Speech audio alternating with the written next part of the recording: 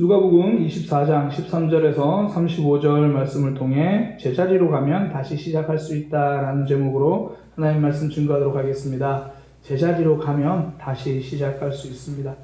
방향을 잘 잡아야 목적지에 제대로 도착합니다.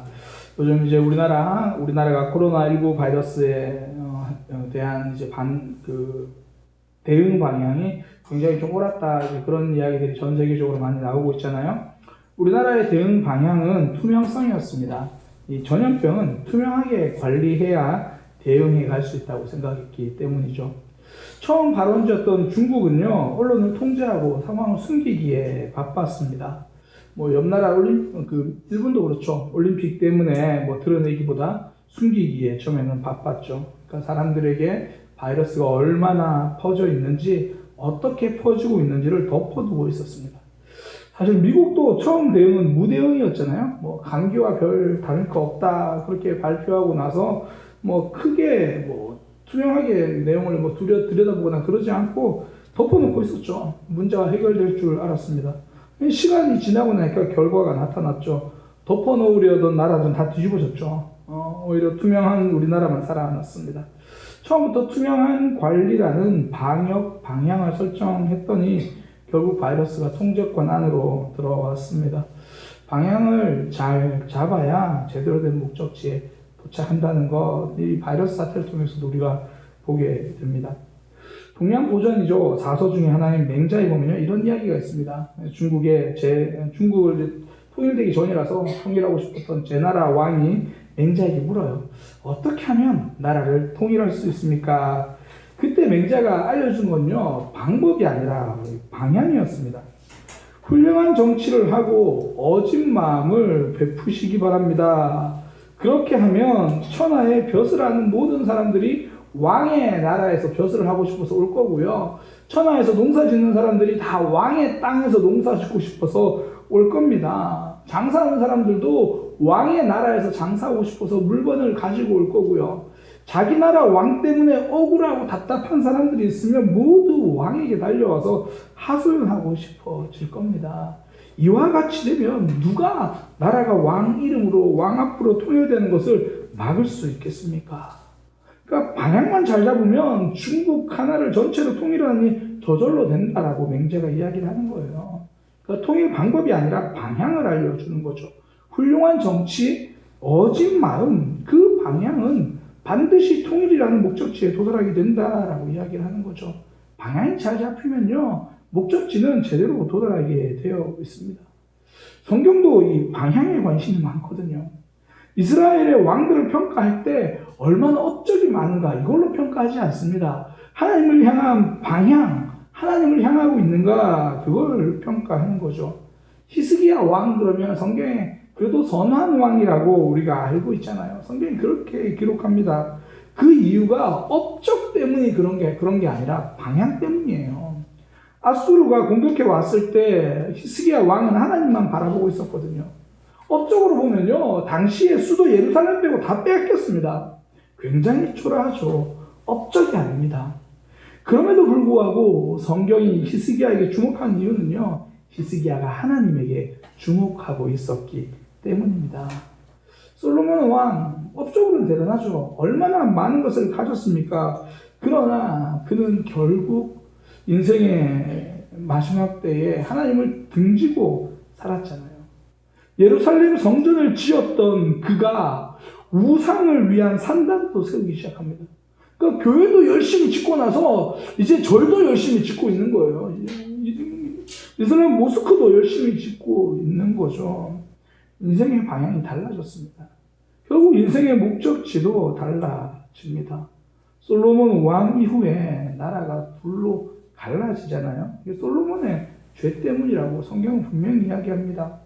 방향을 놓치면 인생을 놓치게 됩니다. 누가복음에 나타난 엠마오로 가는 두 제자, 이게 요약하면요, 방향 달라진 이야기예요. 처음에 그들이 향하던 방향은 엠마오거든요. 그러니까 예루살렘을 등지고 떠납니다.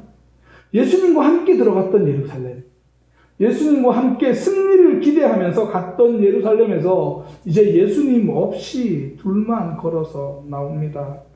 예루살렘에 들어갈 때만 해도 기대감이 넘쳤죠. 호산나 다윗의 자손이요, 예수님이 왕이 되실 거라는 그런 환호 속에 들어갔지만 지금 나올 때는 한숨 쉬며 예루살렘을 떠나고 있습니다. 신앙생활을 시작할 때도요, 사실 가끔씩은 하나님 등지고 싶을 때가 있습니다. 처음에는 기대감 가지고 시작하죠. 하나님 바라보고 시작합니다. 그런데 생각처럼 일이 잘 풀리지 않으면요, 금세 실망감이 드는 거죠. 하나님이 아무런 힘이 없는 것처럼 느껴지고 나랑 상관없는 것처럼 느껴질 때가 있다라는 거죠. 그러면 자연스럽게 나도 모르게 교회는 발걸음을 향하고 있지만 마음은 하나님을 등지고 있을 때가 있다라는 거죠. 지금 두 제자는 예루살렘만 등지고 떠나고 있는 게 아니라 하나님을 등지고 떠나고 있는 거죠. 말씀을 등지고 떠나고 있는 삶입니다. 방향이 틀렸습니다. 그러니 길을 가던 도중에 예수님을 만나는데도 알아보지 못해요. 답답할 때는요, 아무것도 안 들리고 아무것도 안 보이고요, 주변에서 아무리 하나님에 대해서 이야기하고 하나님이 나를 지켜주신다고 말해도 안 들리는 거예요. 예수님께서 지금 바로 코앞에 있는데도 알아보지 못합니다. 말씀을 등지고 살면 하나님의 역사도 깨닫지 못하고 발견하기 힘듭니다. 결국 엠마오까지 다 도착해서 예수님이 기도해 주실 때 그제야 예수님을 알아보거든요. 31절이죠. 그들의 눈이 밝아져 그인 줄, 예수님인 줄 알아보았다는 거죠. 그리고 나서는 방향을 수정합니다. 180도 방향이 달라지는 거죠. 바로 일어나가지고요, 다시 예루살렘으로 향해서 갑니다. 예루살렘을 등지고 가던 그들이 예루살렘을 향해서 걷기 시작합니다. 부활의 예수님 만나고 방향이 달라지거든요. 자기들이 가야 할 자리로 가는 거예요. 부활은 제자리 찾기입니다. 생명의 자리에 있어야 될 사람이 죄의 자리로 다시 와서 죽음의 자리로 왔으면 다시 생명의 자리로 돌아가는 것, 그게 부활입니다. 부활은 죄송합니다. 이게 지금 아무런 상관없는 거예요. 기침하면 안 돼요. 부활은 제자리 찾기입니다. 부활의 예수님 만난 지금 두 제자가 제자리를 찾게 되잖아요. 이 제자리를 찾으면서 새로운 시작이 일어나거든요. 제자리는 시작점입니다. 제자리에 서야 시작할 수 있습니다. 건물 지을 때도 그렇잖아요. 기초 공사가 중요하죠. 기초가 잘 자리 잡아야 공사가 시작됩니다. 그래서 우리나라 전통 한옥을 보면요, 주춧돌 위에 이렇게 나무를 세우잖아요. 근데 주춧돌은 손대지 않아요. 그러니까 주춧돌은 좋은 돌 갖다 놓고 쓰지만 꼭 평평하지 않은 돌이라도 그냥 그대로 써요. 그 돌을 깎거나 다듬지 않습니다. 대신 기둥을 다듬습니다. 그러니까 그런 거를 이제 그레질이라고 부르는데요. 돌이 툭 튀어나와 있으면 그냥 그 위에 나무를 그대로 세우고 오히려 나무 밑둥을 돌의 모양에 깎아서 만들어냅니다. 그러니까 자리만 잘 잡으면요, 그레인지를 해서라도 그냥 시작할 수 있다는 거예요. 제자리만 잡으면 돼요. 제자리가 시작점이거든요. 실제로 올림픽 육상 경기 달릴 선수들 그 앞에 있는 다리 놓아두는 거 있잖아요. 두 다리를 올려놓는 거. 그 이름이, 발판 이름이 뭐냐면 스타팅 블럭이에요. 그 자리를 잡아서 시작한다는 거거든요. 스타팅 블럭. 제자리를 잡아야 제대로 된 시작을 합니다. 참 재밌는 게 육상 경기는 달리기 경기잖아요. 근데 실격이 달리기 중에 나오지 않고 이 자리 때문에 실격이 나와요. 처음 출발할 때 출발 자리를 얼마나 잘 지켰냐 못 지켰냐, 거기서 대부분 실격이 나오거든요. 제자리를 제대로 지키면 제대로 시작할 수 있습니다. 그래서 이 부활하신 예수님이 하신 일이 뭐냐면 항상 제자리를 찾아가셔가지고 제자리를 다시 데리고 오시는 일, 그거 하신 거예요. 오늘 본문에도 엠마오로 가는 두 제자 찾아가셔가지고 제자리 찾아가야 돼, 그 얘기 하시는 거잖아요. 너희 자리 엠마오 아니야, 예루살렘이야. 그거 알려주시죠. 갈릴리로 가서 다시 물고기 잡고 있던 베드로 찾아가시잖아요. 거기 네 자리 아니야. 거기 네가 있어야 될 곳이 아니야. 제자리로 돌아가라. 베드로는 믿음에 실패하고 나서 물고기 잡는 자리로 돌아가잖아요. 거기가 자기 자리인 줄 알아요. 넘어져 있는 자리, 과거로 돌아가는 자리, 과거랑 똑같이 사는 그 자리, 베드로 자리 아니거든요. 가끔 보면요, 절망의 자리가 본인의 자리인 줄 착각하고 있는 지체들이 있어요. 절망의 자리, 그래서 머리 쥐어뜯고 막 여기가 내 자리인 것처럼, 야, 나는 왜 이러지? 계속 또 넘어졌어. 또 실패했어. 괜찮아요. 실패하고 넘어져도 그 자리 우리 자리 아니거든요. 우리 자리 아니니까 툭툭 털고 나오면 되는 거예요. 비 많이 오고 진흙탕 생기잖아요. 길 가다가 진흙탕에 빠졌다고 해서 거기가 내 자리라고 눌러 앉아 있을 필요가 없는 거예요. 우리에게는 집이 있습니다. 하나님의 품이 있습니다. 집에 가서 뭐 씻고 세탁하고 다시 시작하면 되는 거예요. 절망의 자리는 우리 자리 아닙니다. 저희 어머니는 어릴 때 저한테 흰옷을 거의 안 사주셨어요. 흰옷을 입고 나가면 반나절도 못해서 회색빛으로 제가 만들어 오거든요. 그런다고 저를 쫓아내지 않으십니다. 그냥 등짝 스매싱 이렇게 딱 맞고 나면 다시 세탁해 주시고 쫓아내지 않아요. 제가 사실 요즘도 음식 먹다가 잘 흘리거든요. 흰 셔츠나 뭐 티셔츠나 뭐 그래도 아내가 저를 쫓아내지 않습니다. 그 집이 우리 집이기 때문이거든요. 그곳이 제가 있어야 할 자리입니다. 우리가 넘어진 자리, 그 자리 우리 자리 아니에요. 그러니 예수님은 부활하신 이후에 제자들을 다시 예수님의 품으로 부르시는 거예요. 다 한 사람 한 사람 찾아가셔서 그 제자리를 알려주시는 거죠. 지금 우리 각자 가정에서 온라인 예배 드리고 있습니다. 그러나 우리는 이 코로나19 바이러스 사태가 진정되고 나면요, 다시 함께 모여 이 자리에서 예배 드리게 될 거예요. 여기 우리 자리거든요.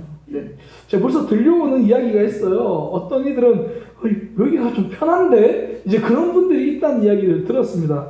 엄마, 집에서 예배 드리는 것도 나쁘지 않은 것 같아. 그런 이야기를 한대요. 그 자리가 자기 자리인 줄 알아요? 아닙니다. 그렇지 않아요.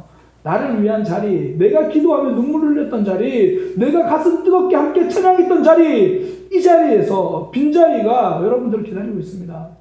우리가 함께 하나님을 경험할 이 자리죠. 제자리를 찾을 때에 새로운 삶을 시작할 수 있습니다. 예루살렘을 등지고 엠마오에 도착한 제자들, 그들도 다시 예루살렘에 돌아가잖아요. 근데 성경에 보니까 곧 그때로 일어나, 헬라어를 봐도 그래요. 아우테 데호라, 바로 그때 그 말이에요. 데호라, 바로 그때, 바로 그 시간. 언제냐면요, 성경에 보니까 날이 저물었을 때예요. 날이 저물었는데 바로 그때 다시 집을 나섭니다. 엠마오를 나서서 바로 그때 예루살렘으로 갑니다. 이왕 왔는데 뭐 그냥 포기하지 뭐 이러지 않았다라는 거예요. 지금 도착했는데 좀 쉬다 가자 이러지 않았습니다. 도착한 지 10년이 지났어도 그 자리가 내 자리가 아니면 박차고 떠나야 합니다. 11km거든요. 25리 11km를 걸어서 도착한 엠마오라도 아무리 늦은 밤이라도 미련 없이 등지고 예루살렘으로 돌아갔습니다. 그곳에서 초대교회가 시작됩니다. 제자리를 찾으면 새로운 시작이 가능합니다. 부활신앙은요, 제자리 찾는 신앙입니다. 제자리에 서야 시작할 수 있습니다. 신앙도 삶도 시작하는 힘이 필요하잖아요. 지금과 다르게 살고 싶고 하나님이 기뻐하시는 삶 이제 좀 살고 싶고 그런 삶을 살려면 제자리로 돌아가야 합니다. 내가 있어야 할 자리, 그 자리로 돌아갈 때 새로운 삶을 시작할 수 있게 된다는 겁니다. 제자리로 돌아가기 위해서 해야 할 것, 신앙의 가장 기본이거든요. 말씀입니다. 말씀을 받아들일 때 제자리로 돌아갈 수 있고요. 또 그 말씀을 되새김질할 때 제자리로 돌아갈 수 있습니다. 말씀에 대한 두 가지 반응, 말씀을 받아들이고요. 말씀을 되새김질하는 거예요. 되새기는 겁니다. 먼저는 받아들임입니다. 예루살렘을 등지고 절망의 길로 가던 제자들, 그 길에서 예수님의 말씀을 들어요. 예수님이 구약 성경, 모세부터 선지자까지 율법과 선지자 예언서 구약 성경 말하는 거거든요. 이 구약 성경으로 예수님이 왜 고난 받으셔야 했는지, 부활을 위해서 고난이 왜 필요한지를 하나하나 알려주시는 거예요. 결국 제자들은요, 그 말씀 다 듣고 예수님을 만나게 되는 거죠. 그 전까지는 옆에 계셔도 잘 알지 못했습니다. 내 마음이 안 좋으면요, 예수님이 곁에 계셔도 알지 못합니다. 결국 말씀이 감정을 이겨야 예수님을 알아볼 수 있게 되는 겁니다. 감정이 앞서서 말씀을 받아들이지 못하면 은혜를 경험하지 못하는 거죠.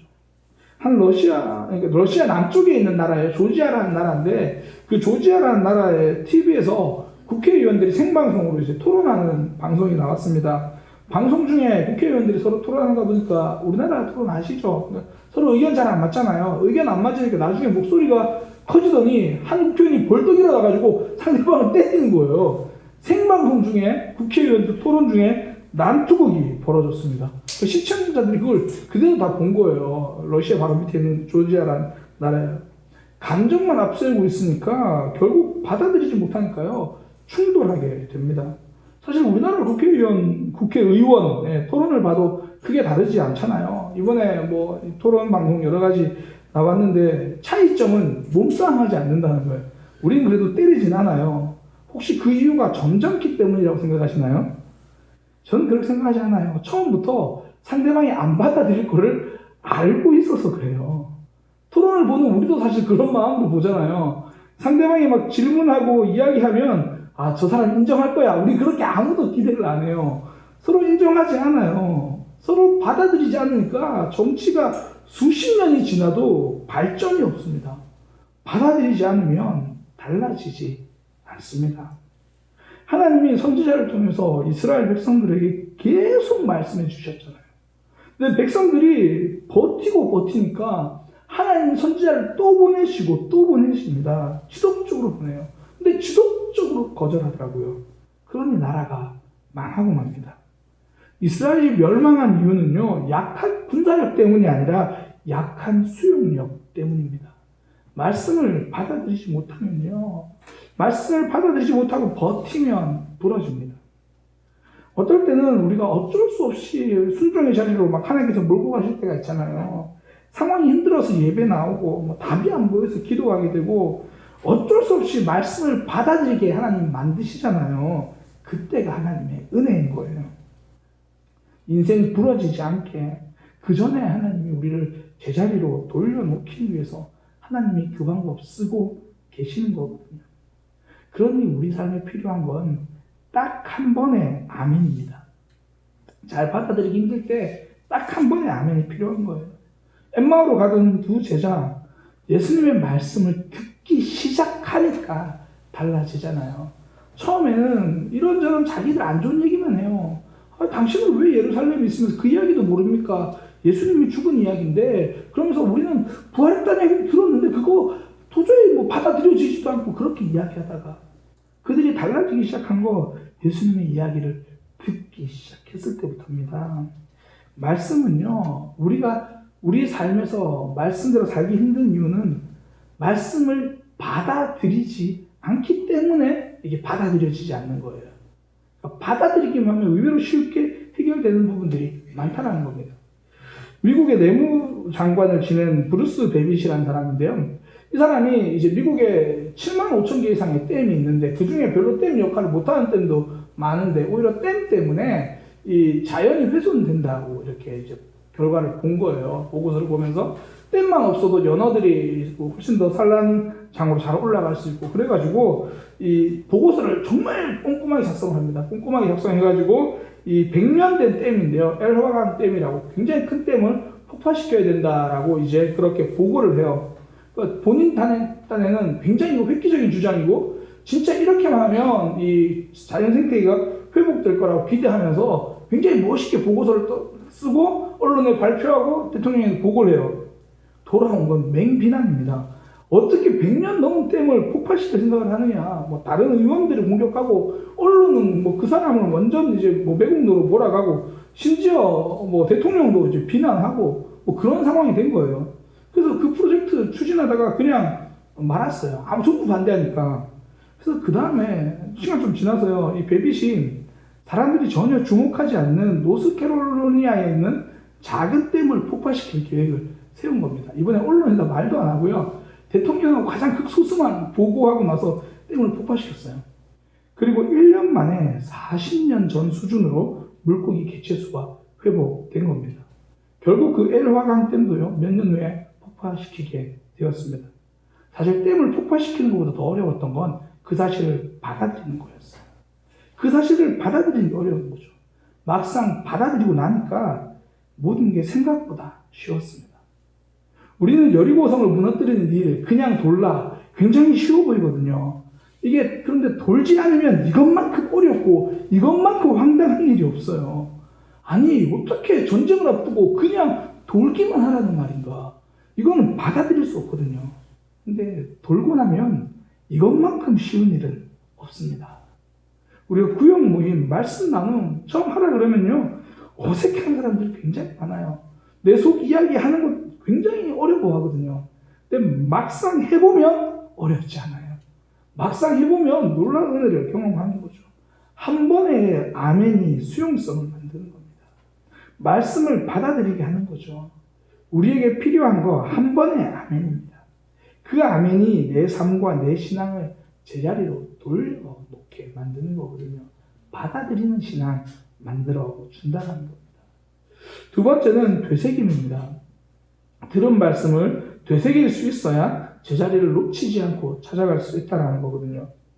은혜에도 부작용이 있습니다. 머무르려고 한다는 거예요. 한번 은혜 받고 나면 계속 거기에 머무르려고 하는 모습이 있어요. 그러니까 말씀이 박제되기 시작합니다. 멈춰버리는 거예요. 내 삶도 내 신앙도 성장도 멈춰버리는 거예요. 그때 필요한 게 뭐냐면 말씀을 되새겨보는 겁니다. 예수님을 만난 제자들, 예수님이 떡을 떼면서 기도해 주시니까 예수님인 걸 알았습니다. 그런데 예수님이 안 계시거든요. 그때 그 두 명이 하는 말이, 누가 먼저랄 것 없이 하는 말이 이거잖아요. 그분께서 우리에게 말씀하실 때 가슴이 뜨거워지지 않던가. 그때 그 말씀을 되새겨보는 거예요. 곱씹어보는 거예요. 그러고 나서 내 마음에 새기고 내 삶에 그 말씀을 새기는 거예요. 들을 때만 뜨거웠던 과거형 말씀, 박제된 말씀이 아니라 그것을 되새기면서 말씀이 깊어지는 겁니다. 되새김과 머무름은 다릅니다. 점점 굳어지는 것이 머무름이면 점점 깊어지는 것은 되새김인 거예요. 말씀을 다시 한번 생각하고 다시 한번 묻들며 가는 거죠. 망하는 기업의 특징이 뭐냐면 승리에 머물러 있어서 그렇습니다. 이 제품 잘 팔리니까 계속 그거 하나만 물고 있다가 결국 망하는 거거든요. 성공이 오히려 실패의 원인이 되는 거죠. 우리 교회는요, 그나마 온라인 예배가 이 혼란이 좀 적을 수 있었던 이유 중에 하나가 유튜브로 설교 듣는 게 많이 익숙한 분들이 쭉 많았습니다. 그러니까 주일에 설교 듣고요, 주중에 다시 유튜브로 평소에 설교 들으시는 분들이 많았거든요. 그게 되새김이죠. 주일에 들은 말씀 잊으니까, 그럼 자기 자신을 아니까 또다시 말씀을 듣는 거예요. 되새김이죠. 그래서 또 우리 교회 성도들이 삶이 많이 성장하고 변하는 이유도 사실 되새김이거든요. 주일에 말씀 듣고 바로 이어서 그 내용 가지고 말씀을 나누잖아요. 내가 받은 은혜 되새기고 다른 이들이 들은 말씀을 되새기는 거예요. 그 속에서 말씀이 내 마음속에 덧칠이 되는 거예요. 내가 한 번 들을 때는 좀 희미했는데 다른 사람이 받은 은혜를 또 이야기 들으면서 한 번 덧칠하고, 또 저 지체가 은혜 받았던 이야기, 나는 저거 생각지도 못했는데 그럴 수도 있겠네. 그러면서 내 마음속에 한 번 더 덧칠하고, 그리고 화요일날 밤에 잠 안 와서 유튜브로 설교하면 듣다가 까무룩 잠들고, 그러면서 한 번 더 덧칠하게 되고, 그렇게 말씀이 내 속에서 선명해져 가는 거예요. 자꾸 덧칠하면서 되새기니까 내가 있어야 할 곳이 어딘지, 내가 서야 할 장소가 어딘지를 깨닫게 되는 거죠. 무엇보다 가장 선명하게 말씀을 되새기고 덧칠하는 방법은요, 삶으로 되새기는 겁니다.